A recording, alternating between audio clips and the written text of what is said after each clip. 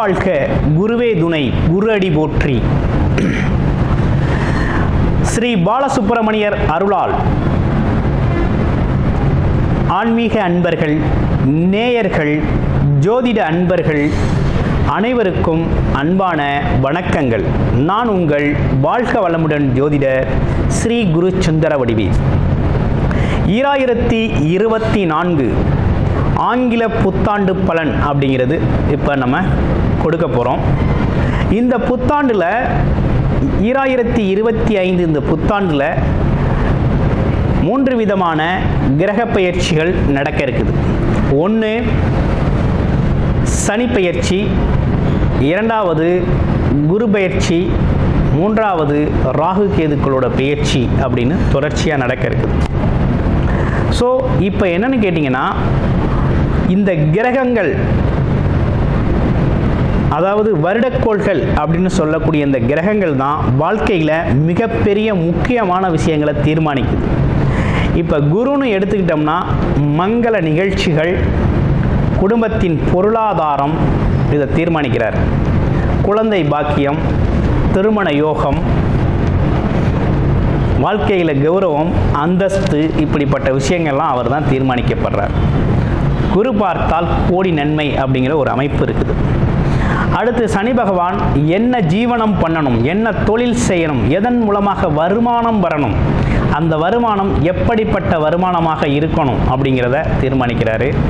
அடுத்து ராகு கேதுக்கள் என்ன விதமான கர்ம பலன்களை இந்த காலகட்டத்தில், இந்த ஒரு வருட காலங்கள் நீங்கள் அனுபவிக்கணும், இந்த பயிற்சிக்கு பிறகு 1.5 வருட காலங்கள் அனுபவிக்கணும் அப்படிங்கிறத அவங்க தீர்மானிக்கிறாங்க. ஸோ இப்படிப்பட்ட முக்கியமான சில கிரகங்கள் மாற்றம் அப்படிங்கிறது 25 நடக்க இருக்குது. அதற்கான முழு பலனையும் இப்போ நம்ம பார்க்க இருக்கிறோம். உங்களுடைய ராசி அப்படிங்கிறது காலச்சக்கரத்தின் 12வது ராசி மீன ராசி, மோட்ச ராசி. எதுலேயும் மற்றவங்களுக்காக சேவை செய்யக்கூடிய ஒரு ராசி அப்படின்னு சொல்லலாம். பிறர் உயர்வுக்கு தான் உழைப்பவர் அப்படிங்கிறது மாதிரி. ஆமாம், சர்வீஸ் ஓரியன்டாக ஒர்க் பண்ணுறது அப்படிங்கிறது இவங்களுக்கு ரொம்ப பிடிச்ச விஷயமா இருக்குது. ஆமாம், கல்வி, கேள்வி, அறிவு, ஞானம், புத்திசாலித்தனம் அனைத்தும் நிறைந்திருக்குது. ஆமாம், இப்படிப்பட்ட உங்களுக்கு இந்த காலகட்டத்தில் என்னென்ன கிரகங்கள் இருக்குதுன்னா, இந்த சனி பெயர்ச்சியால் இப்போ ராசியிலே வந்து சனி பகவான் அமர்ந்துட்டார். ராசியிலே வந்து சனி பகவான் அமர்ந்தார் அப்படின்னாலே, இப்போ சனி பகவான் ராசியில் வந்து அமர்ந்துட்டார் அப்படின்னா ஜென்மச்சனி. ஜென்மச்சனினா என்ன மாதிரி அமைப்பை கொடுக்குது அப்படின்னா, உடல் ஆரோக்கியத்தில் நீங்கள் கவனமாக இருக்கணும், உழைப்பை தீர்மானிக்கணும், உடல் சார்ந்த உழைப்பை தீர்மானிக்கணும், உழைக்க தயாராக இருக்கணும், உழைப்பை முன்னிறுத்தி போகணும், உண்மையை பேசணும், சொன்ன சொல்படி நடந்துக்கணும் அப்படிங்கிறது மாதிரி எதிர்பார்ப்பு உடையது தான் இந்த சனி. ஆமாம், நீதி, நேர்மை, நியாயம், உண்மை, தர்மம், இப்படிப்பட்ட விஷயங்கள்லாம் கடைபிடிக்கணும். ஆமாம், உடல் உழைப்பை செலுத்தணும். அதே நேரத்தில் முதியவர்கள், வயதானவர்கள், இவங்களுக்கெல்லாம் உங்களால் முடிஞ்ச உதவியை செய்யணும், செய்யுங்க. இந்த ஜென்மச்சனி அப்படிங்கிறது உங்களுக்கு மிகப்பெரிய பாதிப்பை கொடுத்துறாரு. அடுத்து பாருங்கள், ராகு கேதுக்களோட பெயர்ச்சி எப்படி இருக்கு. இப்போ ராகு என்ன ஆயிட்டாரு, 12ஆம் இடத்துக்கு ராகு வந்துட்டாரு, 6ஆம் இடத்துக்கு கேது போயிட்டார். 6-12 ராகு கேதுக்கள் பாம்பு கிரகங்கள் அமர்ந்தால் மிகப்பெரிய யோகம், ஒரு அற்புதமான யோகம். 6ஆம் இடத்துல கேது இருந்தால் எதிரி தொந்தரவு, வம்பு வழக்குகள், வீண் விரயங்கள் வராது. ஆமாம், அது மட்டும் இல்லாமல் கடன் பிரச்சனைகள் தீரும். யாரையும் நம்மளை எதிர்த்து நீனு பேச முடியாது. ஒரு அற்புதமான ஒரு அமைப்பு. 6ல் ஒரு வலுவான கிரகம், அதுவும் பாம்பு கிரகம் இருக்கிறதுனால உங்களுக்கு தைரியம், துணிச்சல், தன்னம்பிக்கையோடு நீங்கள் எந்த இடத்துக்கும் போகலாம், வரலாம். ஆமாம், நல்ல விஷயங்களை செய்யலாம். ஆமாம், அதுலேயும் பார்த்தீங்கன்னா விநாயகர் வழிபாடு அப்படிங்கிறது ரொம்ப முக்கியம். உங்களுக்கு ஏற்கனவே கடன் பிரச்சனைகள் இருந்தால் படிப்படியாக கடனை கட்டிடுவீங்க. நோய் பிரச்சனை இருந்தால் நோய் தீர்றதுக்கான மருத்துவம் கிடைக்கும். அடுத்து வேறு என்ன விஷயங்கள், வேறு எதுவும் அக்கம் பக்கத்தில் இருக்கக்கூடிய அலசல் புலசலான மனஸ்தாபங்கள் சண்டைகள்லாம் தீரும், ஒற்றுமை அதிகரிக்கும். அம்மா வழியில் அப்பா வழியில் இருந்து வந்த சொந்த பந்தங்கள் பிரிந்து கிடந்தால் மறுபடியும் ஒன்று சேர்ந்துருவீங்க. அடுத்து 12ஆம் இடத்து ராகு உங்களுக்கு பல வழிகளில் ஒரு முன்னேற்றத்தை கொடுக்க போகிறாரு. எப்படின்னா, வெளிநாடு வெளியூர் சார்ந்த விஷயங்கள், மக்கள் தொடர்பில் இருக்கக்கூடிய பல்வேறு விதமான தொழில்கள், ஏற்றுமதி இறக்குமதி தொழில்களில் இருக்கிறவங்க, மார்க்கெட்டிங்கில் இருக்கிறவங்க, சேல்ஸில் இருக்கிறவங்க, இவங்களுக்கெல்லாம் மிகப்பெரிய முன்னேற்றத்தை கொடுக்க போகிறார் இந்த ராகு. இந்த 12ஆம் இடத்தில் இருக்கக்கூடிய ராகு பயணத்தால் மிகப்பெரிய வெற்றியை தருவார். ஆமாம், பயணம் சார்ந்த விஷயங்களில் லாபம் தருவார். இடம் விட்டு இடம் மாறி ஒர்க் பண்ணுறது, வேலை பார்க்குறது, தொழிலுக்காக வேலைக்காக போகிறது, டிரான்ஸ்ஃபரில் போகிறது, இப்படிப்பட்ட விஷயங்கள்லாம் ரொம்ப நல்லாயிருக்கும். அதே நேரத்தில் முகம் தெரியாத அன்பர்கள் உதவி செய்வாங்க. இன்னொரு விஷயமும் உண்டு. என்னன்னா, ராகு பேராசையை கொடுப்பாரு. பேராசையில் மூழ்கிடக்கூடாது.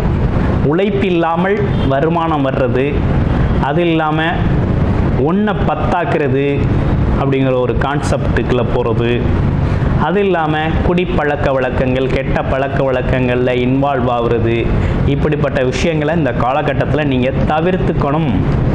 தவிர்த்துக்கிட்டால் உங்கள் வாழ்க்கை ரொம்ப நல்லாயிருக்கும், ரொம்ப சிறப்பாக இருக்கும். இதை நீங்கள் தவிர்த்துக்கணும், கவனம் எடுத்துக்கணும். ஆமாம், இந்த மாதிரி ஆசைகள் மோகங்களை உருவாக்கி அழிவை தரக்கூடிய அமைப்பும் இந்த காலகட்டத்தில் உண்டு. 2 அமைப்புகள் உண்டு. ஒன்று, வேலை தொழில் வருமானம் சார்ந்து போகிறவங்களுக்கு அதோட முன்னேற்றம் இருக்குது. இது சார்ந்து போகிறவங்களுக்கு இதில் பின்னடைவு இருக்குது. அதனால் நல்ல விஷயங்களை தேர்வு பண்ணி முயற்சி எடுங்க. அடுத்து குரு பார்வை. குரு பாருங்க, உங்களுடைய ராசிக்கு 4ஆம் இடத்துல, ராசிநாதன் 4ஆம் இடத்துல நல்லா பலமாக இருக்கிறார்.